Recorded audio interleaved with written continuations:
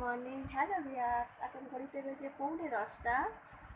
আর আমি এখন পরিয়ে টরিয়ে তারপরে একটু চা খাচ্ছি। আর কেক খাওয়া হয়ে গেছে।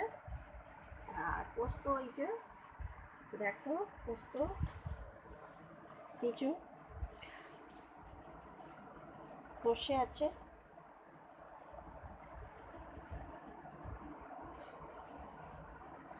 দেখতে পাচ্ছ, বসে আছে। আর আমার চোখেতে কি কামড়িয়েছে, কাঠকুঁড়ে না কি জানি না, সে শুধু মানে অ্যালার্জির মতো শুধু কুটকুট করছে। এখানে প্রচুর কাঠকুঁড়ে নারকেল পাতায় থাকে প্রচণ্ডভাবে, এত কামড়াচ্ছে, অ্যালার্জির মতো যেন কুটকুট করছে, সবসময় লাল হয়ে উঠছে। এবারে একটু টিফিন করব।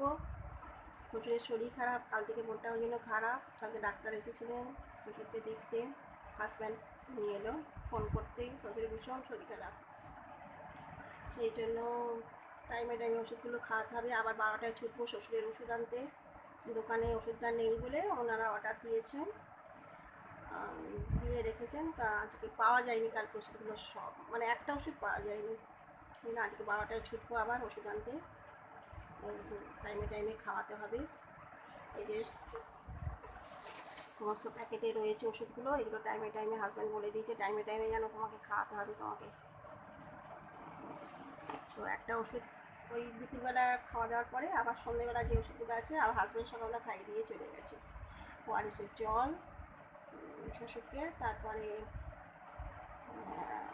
ওষুধ খাইয়ে দিয়ে গেছে সকালবেলায়। এবার আমার ডিউটি, হাজব্যান্ড এখন বাড়িতে নেই বলে আমার ডিউটি, আমার মেয়ের ডিউটি এগুলো।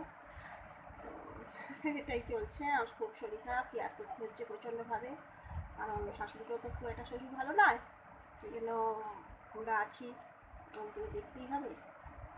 এই মানুষের এই জীবনটাই হচ্ছে আসল, বৃদ্ধ বয়সে এই জীবনটাই আসল। ইয়ং বয়সে সব কিছু করে নিতে পারবে, কিন্তু সে মানে এই যে এজটা, এই এজটাতে সবসময় প্রত্যেক বাবা মাই চায় তার ছেলে বউ কাছে থাকুক, তারা করুক, আমার সেবা করুক, এটা সবাই চায়, আমরাও একদিন চাইব।